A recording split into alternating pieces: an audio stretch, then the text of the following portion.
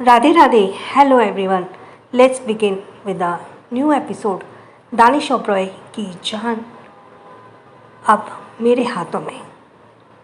Doctor की ये बात सुनकर राघवन सृष्टि को गुस्से से देखने लगा। उसके बाद उसने डॉक्टर को वहाँ से जाने का इशारा किया। डॉक्टर के जाने के बाद राघवन आगे बढ़ा और वो सृष्टि को चेहरे को थपथपाते हुए गुस्से से बोला, मुझे पता है कि तुम क्यों जीना नहीं चाहती। तुम मुझसे भागकर इंडिया गई और अब तुम बिना मेरे इजाज़त मरने की सोच रही हो। तुम ऐसा कभी नहीं कर सकती। तुम्हें मेरे लिए वापस से जीना पड़ेगा। तुम मेरी औरत हो, खरीदी। मैंने तुम मुझे बिना खुश किए मर नहीं सकती। ये कहते हुए राघवन कुछ देर के लिए रुका, लेकिन फिर उसने कसमस कर सृष्टि के चेहरे को पकड़ लिया और दांत पीसते हुए बोला, तुम अब जल्द से जल्द ठीक हो जाओ, वरना जिस तरह तुम्हारे भाई की मौत हुई बिल्कुल उसी तरह तुम्हारी और भी अपनों की मौत होना तय है। सृष्टि जो डर से अपनी आंखें बंद किए हुए थी, लेकिन उसे रघवन की सारी बातें सुनाई दे रही थी। रघवन की पकड़ से उसे दर्द भी हो रहा था, लेकिन उसने जब रघवन की ये बातें सुनी तो डर से उसकी आंखें तुरंत चौड़ी हो गई और वो अपनी आंखें खोलकर तुरंत रघवन को देखने लगी। वहीं रघवन के चेहरे पर शैतानी मुस्कुराहट थी। सृष्टि डरते हुए उसे एकटक रघवन की आंखों में देखने लगी। वहीं रघवन डेविल स्माइल करने के साथ बोला, क्या हुआ जान, तुम्हें यकीन नहीं हो रहा ना कि मैंने ही तुम्हारे भाई को मरवाया। यह सुनकर सृष्टि की आंखें बहने लगी। वहीं रघवन उसके आंसू देखकर हंसते बोला, आई लाइक योर टीयर्स जान। खैर यही सच है, तुम्हारा भाई बहुत रोने लगा था, वो मैंने उसके पर को ही काट कर हमेशा के लिए दफन कर दिया। अब सृष्टि के आंखों में लगातार आंसू बहने लगे। वो शायद चीखना चाहती थी, पर तभी रघवन उसे गुस्से से घूर कर बोला, कहीं तुम मुझसे अपने पैरालाइज होने का झूठा नाटक तो नहीं कर रही हो? चलो तुम्हारा टेस्ट कर लेते हैं। ये कहते हुए रघवन अपनी जगह से उठा। वहीं सृष्टि के माथे पर अब वापस से ठंडे पसीने आने लगे। उसका चेहरा एक बार फिर से पीला पड़ गया। वहीं रघवन ने अब सृष्टि के हाथों को पकड़ा। सृष्टि की बॉडी सच में पैरालाइज थी, लेकिन रघवन इस वक्त उसे उठाने की कोशिश कर रहा था। सृष्टि लूज होकर उसकी बाहों में झूल गई, लेकिन रघवन ने उसके दोनों हाथों को पकड़ उसे खुद से दूर झटक दिया। उसे बेड से नीचे खड़ा करने लगा।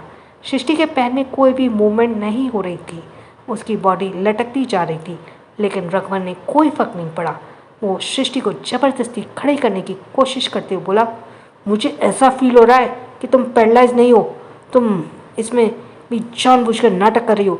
इसलिए चुपचाप मेरे सामने खड़ी हो जाओ, जिससे कि हम एक बार फिर से अपना वही पुराना सब कुछ शुरू कर सके। कमान गेट अप जान। ये कहते हुए सृष्टि को बेड से नीचे खड़ा करने लगा। वहीं सृष्टि की बॉडी में जैसे खून ही ना बचा हो, वो लगातार शिवर कर रही थी और लगातार कांप रही थी, लेकिन रघवन उसे जबरदस्ती खड़ा कर रहा था। तभी एक झटके से सृष्टि बेड पर मुंह के बल जा गिरी। उसके होठ आपस में कसकर बिछ गई। उसके चेहरे से देखकर लग रहा था कि वो चलना चाह रही थी दर्द की वजह से, लेकिन वो चिल्ला नहीं पाई। वहीं रघवन उसे इस तरह गिरते देख अपने दांत पीसते बोला, तुम जल्द से जल्द ठीक हो जाओ। मुझे इस तरह तुम पसंद नहीं हो। तुम्हारा कोई हक नहीं बनता इस तरह मुझसे अपनी सेवा करवाने का। तुम मेरी औरत हो, तुम मुझे खुश करना कि मैं तुम्हें यहाँ नखरे उठाऊंगा। ये कहते हुए वो गुस्से से अब कमरे से निकल गया। उसने सृष्टि को सीधे ठीक से बेड पर लेटाना भी ज़रूरत नहीं समझा। वहीं सृष्टि की आंखों से आंसू झरकर बेड पर भिगोर लगे। वो अभी भी इसी तरह औंधे मुंह बेड पर किसी बेजान लाश की तरह पड़ी हुई थी। इधर राघवन रूम से बाहर आया। बाहर ही नर्स मौजूद थी। राघवन ने उस नर्स को एक गुस्सा भरा लुक दिया। नर्स तुरंत अपना सिर हिलाते हुए रूम में अंदर चली गई। राघवन वहाँ से बार रूम की तरफ बढ़ गया। इधर दूसरी तरफ अंतरा जब अल्फा ग्रुप से बाहर निकली तो वहाँ से सीधे अपनी कार में बैठी। प्रियल ने ऑलरेडी बेंगलुरु के लिए फ़्लाइट टिकट्स बुक करवा दी थी और अब अंतरा सीधे एयरपोर्ट पर जा रही थी। वो जब रास्ते में थी तभी उसे अचानक से दक्ष का ख्याल आया। दक्ष इस वक्त स्कूल में था। उसका ख्याल आती अंतरा ने ड्राइवर से कहा, अंकल पहले आप रॉयल इंटरनेशनल स्कूल की तरफ कार ले लीजिए। इस पर ड्राइवर ने सर हिलाया और कुछ ही देर में अंतरा की कार दक्ष के स्कूल के बाहर आकर रुकी। अंतरा कार से बाहर निकली। अभी क्लासेस चल रही थी। अंतरा सीधे स्कूल के अंदर गई। वो वहाँ से नर्सरी क्लास की तरफ बढ़ गई। जब वो क्लास से बाहर निकल रुकी तो उसने देखा कि इस वक्त टीचर क्लास ले रहे हैं। तब दक्ष आगे नहीं दिखा। ये देखकर अंतरा फिर थोड़ा क्लास में और भी अंदर आई। तभी टीचर की नज़र अंतरा पर गई और वो बोली, जी आपको कुछ काम था? अंतरा उसकी आवाज़ सुनकर फिर उसकी तरफ देखी और जल्दी से बोली, जी एक्चुअली मुझे मेरे बेटे से मिलना है। ये सुनकर टीचर रिस्पेक्ट के साथ बोली, जी बताइए आपके बेटे का क्या नाम है? इस पर अंतरा ने एक नज़र पूरे क्लास की तरफ घुमाई। तभी उसने देखा कि दक्ष इस वक्त सबसे लास्ट बेंच पर बैठा हुआ था और वो इस वक्त अपने बुक में घुसा हुआ था। ये देखकर अंतरा उंगली से लास्ट बेंच की तरफ इशारा करते हुए बोली, दक्ष ओबरॉय, जो वो लास्ट बेंच पे जो बैठा है। जब टीचर ने अंतरा की ये बात सुनी तो टीचर के एक्सप्रेशन कुछ बदल गए और वो दक्ष को घूरने लगी। हालांकि अंतरा ने टीचर के एक्सप्रेशन को नोटिस नहीं किया था, वो सिर्फ दक्ष को ही देख रही थी। तभी टीचर थोड़ा हिचकिचाते बोली, क्या आप ही दक्ष की माँ हैं? इस पर अंतरा ने अपना सर स्माइल के साथ हिलाया, जिसके बाद फिर टीचर धीरे से बोली, एक्चुअली हम पेरेंट्स मीटिंग रखने वाले थे, हमें आपके बेटे को लेकर कुछ बातें करनी थी। ये सुनकर अंतरा कुछ समझ नहीं पाई और वो बोली, क्या बातें करनी है? क्या मेरा दक्ष पढ़ने में ठीक नहीं है या वो अच्छे से पढ़ाई नहीं कर पा रहा है? इस पर टीचर जल्दी से बोली, नहीं नहीं, वो पढ़ने में तो बहुत अच्छा है, लेकिन ये यहाँ के बाकी बच्चों के साथ कंफर्टेबल नहीं हो पा रहा है। इसे हम फर्स्ट बेंच पर बैठने के लिए बोलते हैं तो ये उल्टे जवाब देकर लास्ट पर बैठ जाता है और अपने आसपास किसी को बैठने नहीं देता और ना ही ये किसी से बात करता है। इससे बच्चे बहुत ज़्यादा डरते भी हैं। इसके रहते हुए क्लास में एक अलग ही टाइप माहौल बना रहता है। इसके बारे में हम आप इसके पेरेंट्स से बात करने वाले थे। शुक्र है कि आप यहाँ खुद ही आ गई। जब अंतरा ने दक्ष के बारे में ऐसी बातें सुनी तो वो दक्ष को घूर कर देखने लगी। उसे समझ नहीं आ रहा था कि अभी टीचर की इन सभी बातों का क्या जवाब दे। हालांकि उसे अभी लेट हो रहा था, जिस वजह से वो फिर बोली, मैं दक्ष की तरफ से आपसे माफ़ी मांगती हूँ और मैं कोशिश करूँगी कि दक्ष आपसे इस तरह ना करें और फिलहाल के लिए मुझे दक्ष से मिलने दीजिए। मुझे उससे कुछ बात करनी है। एक्चुअली अभी मैं लेट हो रही हूँ। वहीं दक्ष ने जब अंतरा की आवाज़ सुनी तो उसने तुरंत अपना सर उठाया और वो अंतरा को वहाँ देखकर छोटी स्माइल करने लगा। वो बिना टीचर के आवाज़ दिए बिना ही अपनी सीट से उठा और जल्दी से अंतरा के पास आ गया। वो उससे लिपट गया। वहीं पूरे क्लास में सभी ये देखकर हैरान थी। दक्ष किसी से बात नहीं करता था और यहाँ अंतरा से इस तरह लिपट गया था। वहीं दक्ष के आगे जिस लड़की के सीट पर ज़बरदस्ती बैठा करता था, वो लड़की जब दक्ष के आगे बैठ रही थी वो दक्ष को घूर घूर कर देखने लगी। इधर टीचर ने फिर कहा, दक्ष आपकी मॉम आपसे मिलने आई हैं। इस पर दक्ष ने उन्हें इग्नोर कर दिया और अंतरा से बोला, मम्मा क्या आप मुझे मिस कर रही थी? ये सुनकर अंतरा ने फिर उसके सर पर सहलाया और उसे क्लास से बाहर लेकर आ गई। इधर दक्ष अभी भी सवालिया नज़रों से अंतरा को देख रहा था। तभी अंतरा गहरी सांस लेकर बोली, दक्ष मैं आपसे कुछ बताने आई हूँ। मैं अभी बेंगलुरु जा रही हूँ और मुझे आने में कम से कम 2-3 दिन तो लग जाएंगे, इसलिए आप यहाँ घर पर आराम से रहना, मम्मी जल्दी आ जाएगी। जैसे ही अंतरा ने यह कहा दक्ष के चेहरे पर वो एक्साइटमेंट गायब हो गई और वो अब गुस्से से अंतरा को देखने लगा।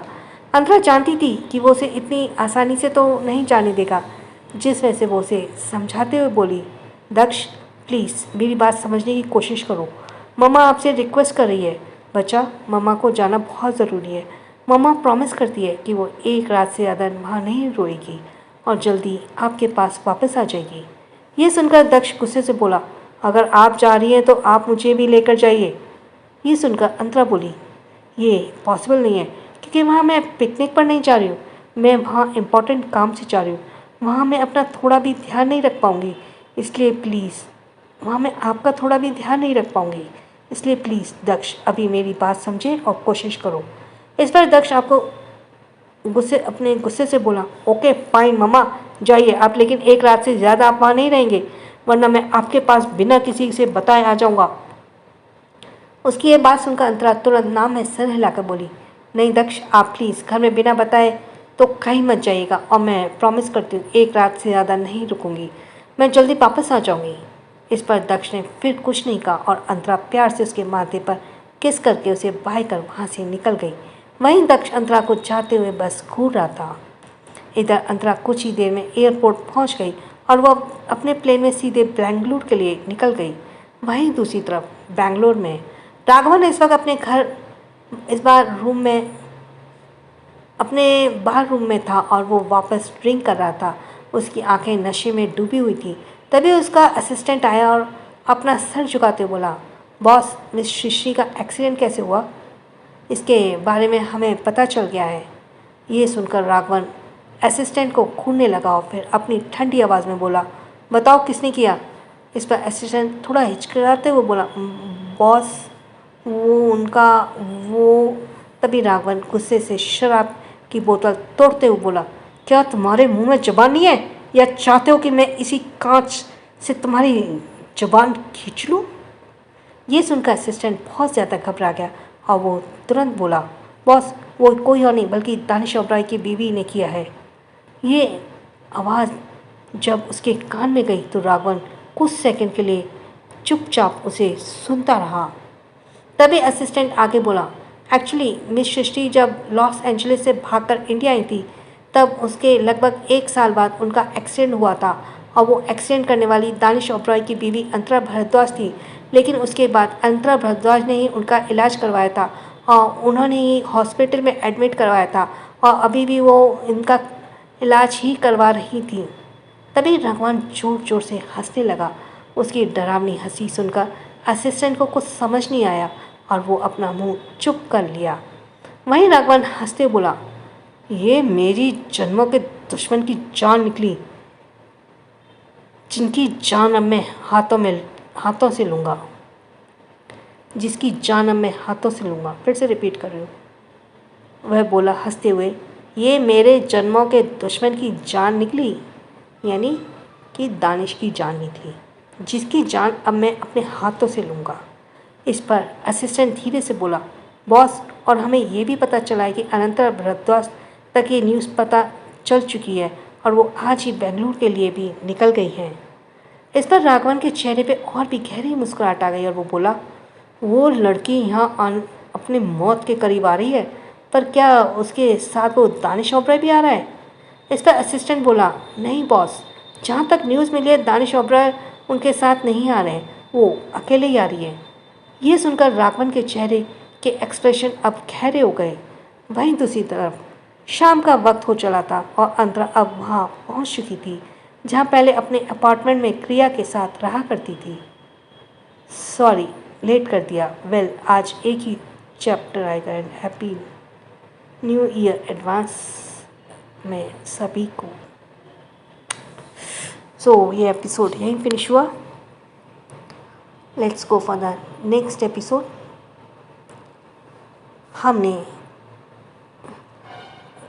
अब आगे वहीं दूसरी तरफ शाम का वक्त हो चला था और अंतरा अब वहाँ पहुँच चुकी थी जहाँ पहले अपने अपार्टमेंट में क्रिया के साथ रहा करती थी। अंतरा इस वक्त अपार्टमेंट के अंदर हॉल में मौजूद थी।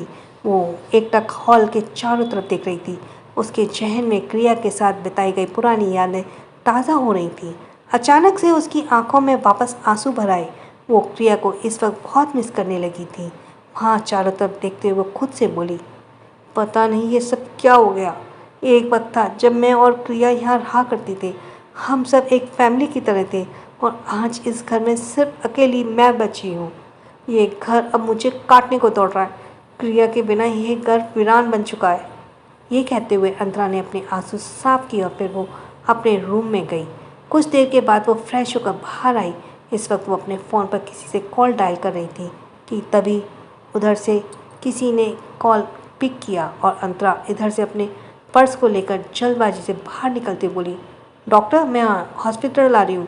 मैं वहाँ की सारी इन्फॉर्मेशन खुद से कलेक्ट करूँगी। आप प्लीज़ वहीं पर मौजूद रहिएगा। इस पर उधर से डॉक्टर ने कुछ कहा। इसके बाद अंतरा ने कॉल डिस्कनेक्ट कर दिया।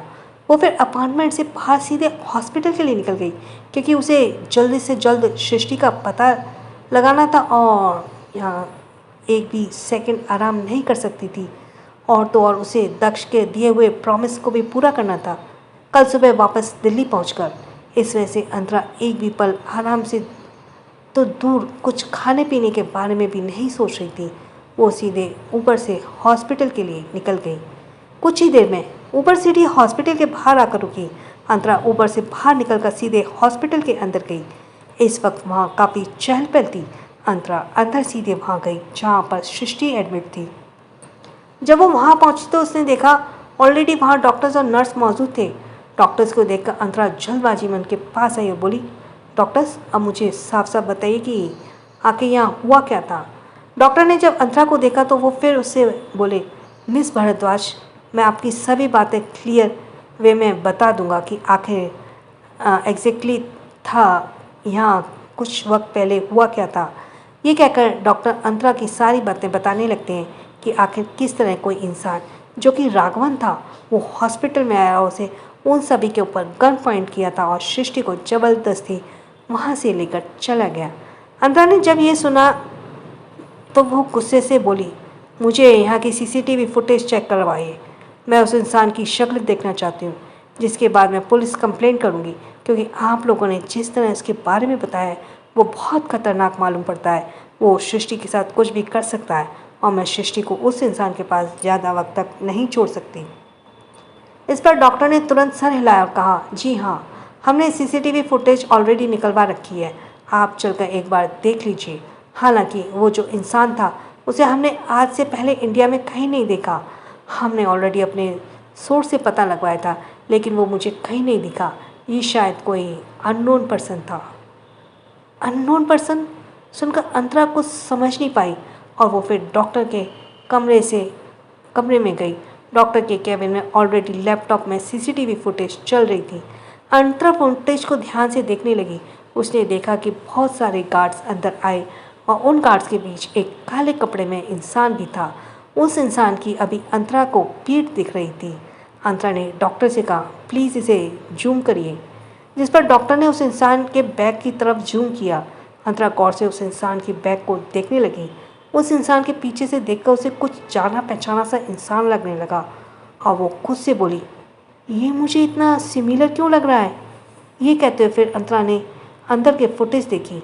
अंदर की फुटेज में भी अभी उस इंसान का चेहरा साफ साफ नहीं दिखाई दिया, लेकिन तभी अंतरा ने देखा कि वो इंसान अब सृष्टि को अपनी गोद में लेकर बाहर निकल रहा था। ये देखकर अंतरा की नज़रें उस इंसान पर गहरी हो गई और तभी वो इंसान अचानक से चलते चलते रुक गया। अंतरा बहुत ही गौर से ये सब देख रही थी और फिर अचानक ही उस इंसान ने अपना सर उठाया तो वो बिल्कुल सीसीटीवी कैमरे की तरफ घूमने लगा। ये देखकर अंतरा का दिल एक सेकंड के लिए रुक गया और वो एक टक उस इंसान के चेहरे को देख रही थी। वही राघवन कैमरे की तरफ देखकर शैतानी मुस्कुराहट के साथ फिर आगे की तरफ बढ़ गया। तभी अंतरा एकदम से शॉक होकर बोली, ये तो वही अजनबी इंसान है जो मुझे उस दिन बारिश वाली रात में मिला था। वह ये सृष्टि को क्यों लेकर गया और इससे सृष्टि का क्या लेने देना है। ये कहते हुए अंतरा अपनी चेयर पर बैठ गई। उसे यकीन नहीं हो रहा था कि वो किडनैपर कोई और नहीं बल्कि वही अजनबी इंसान था जो उस दिन उसे इतने अच्छे से मिल रहा था और बातें कर रहा था। अंतरा बहुत ही अब कंफ्यूज थी। वहीं डॉक्टर ने जब अंतरा की ऐसी हालत देखी तो वो तुरंत बोले, मिस भारद्वाज, क्या आप इंसान को जानती हैं? आपके चेहरे से, एक्सप्रेशन से तो यही लगता है कि जैसे आपने इसे पहले भी देखा हो। तभी अंतरा इसका जवाब हाँ में देती और वो कुछ सोच रुक गई और फिर उसने जल्दी से कहा, फ़िलहाल तो मैं इस इंसान को पूरी तरह से तो नहीं जानती, लेकिन मैं जल्दी ही इसके बारे में पता लगा लूँगी।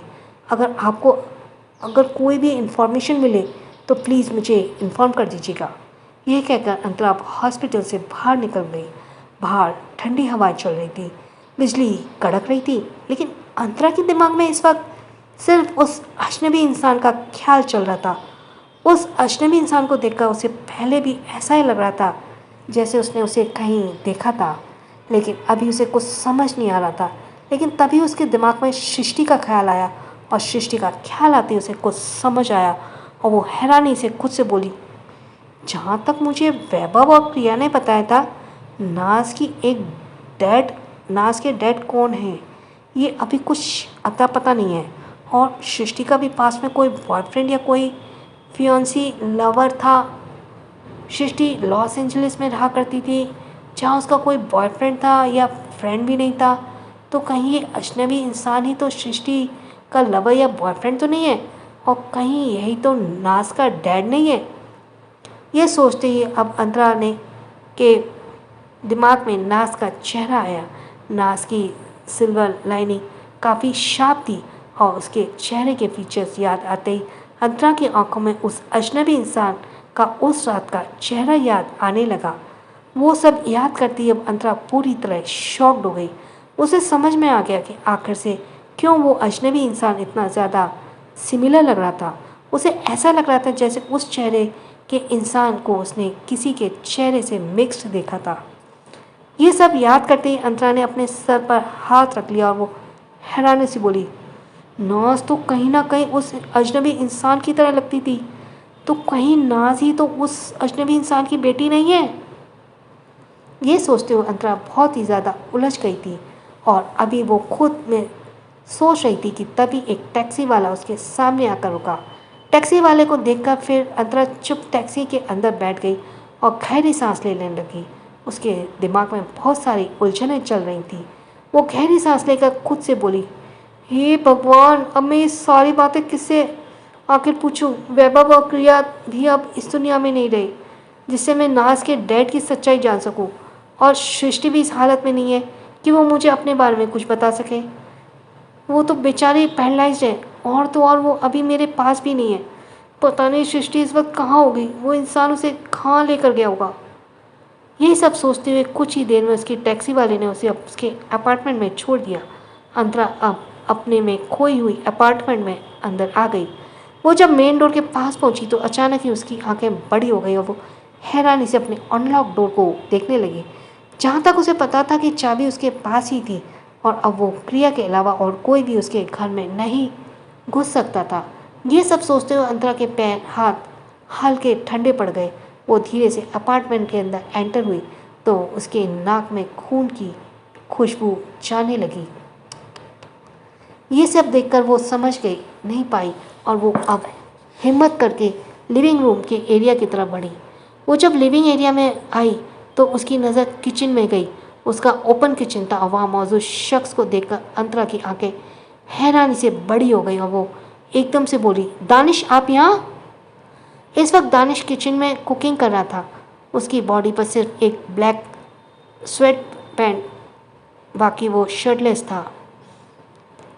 उसके बाल मैसी थे और वो इसी तरह एक्सप्रेशनलेस में कुकिंग कर रहा था। अंतरा बस शॉक्ड वे में उसे घूर रही थी। वहीं दानिश ने कोई रिएक्ट नहीं किया, बस अपना सर उठाया और अंतरा को देखने लगा। वहीं अंतरा दानिश को अचानक से वहाँ देखकर कुछ समझ नहीं पाई। उसे उम्मीद नहीं थी कि दानिश वहाँ इस तरह आएगा, क्योंकि फ़्लाइट में बैठने से पहले उसने एक बार शिवम के पास कॉल किया था ये जानने के लिए कि दानिश उसके साथ या उसके पीछे आ रहा है या नहीं। तो शिवम ने बताया था कि दानिश इस वक्त अपनी मीटिंग में है, जिसे जानकर उस वक्त उसका मन बहुत ही खटास में भर गया था कि दानिश उसके साथ नहीं आ रहा, जिस वजह से वो फिर से अकेले ही वहाँ तक आ गई थी। लेकिन अब दानिश को यहाँ देखकर अंतरा के चेहरे पे अब एक अलग ही इमोशन दिख रहे थे। वो फिर चुपचाप दानिश के पास गई। दानिश इस वक्त वेजिटेबल कट कर रहा था। ये देखकर अंतरा धीरे से बोली, दानिश, आप यहाँ कैसे? इस पर दानिश बिना उसे देखे बोला, क्या तुम मुझे यहाँ देखकर खुश नहीं हुई? ये सुनकर अंतरा जल्दी से अपना सर ना हिलाकर बोली, नहीं, ऐसी बात नहीं है, दरअसल आपका आना अनएक्सपेक्टेड था ना। इस पर दानिश गहरी आवाज़ में बोला, दुनिया में अनएक्सपेक्टेड चीज़ें बहुत कम होती हैं और जो तुम्हारे साथ हो रहा है वो सब कुछ एक्सपेक्टेड है। ये सुनकर अंतरा अजीब सा दानिश को घूरने लगी। तभी दानिश फिर उसकी तरफ मुड़ा और उसके सर पर हाथ फेरते बोला, जाओ जाकर फ्रेश हो जाओ, मैंने डिनर ऑलमोस्ट रेडी कर दिया है। देखकर अंतरा का मन काफ़ी ज़्यादा अच्छा हो गया और वो फिर एक छोटी सी स्माइल के साथ बोली, दानिश, मुझे लगा नहीं था कि आप यहाँ आएंगे, पर आप यहाँ आए, थैंक यू सो मच। अंतरा खुद भी समझ नहीं पा रही थी कि वो दानिश को यहाँ देखकर क्यों खुश हो रही थी, जबकि वो दानिश से ऑलरेडी गुस्सा थी, लेकिन उसे दानिश को यहाँ देखकर बहुत अच्छा महसूस हो रहा था। इस बार हल्की स्माइल के साथ उसके माथे को चूमते हुए बोला, अब तुम जाओ फ्रेश होने, या मैं तुम्हारे साथ बाथरूम में तुम्हें कंपनी दूँ। बाय द वे, हमने बाथरूम में बहुत कुछ एंजॉय किया है, राइट सिली गर्ल। ये सुनकर अब अंतरा का चेहरा लाल हो गया और वो जल्दी से दानिश से दूर होकर तुरंत रूम में चली गई। उसके जाने के बाद दानिश का चेहरा एक्सप्रेशनलेस हो गया और उसी के साथ ही ये एपिसोड भी फिनिश हो गया। सो 2 एपिसोड हो गए। Thanks for listening. छोटों को प्यार, बड़ों को सम्मान। प्लीज़ चैनल को सब्सक्राइब करते जाना। राधे।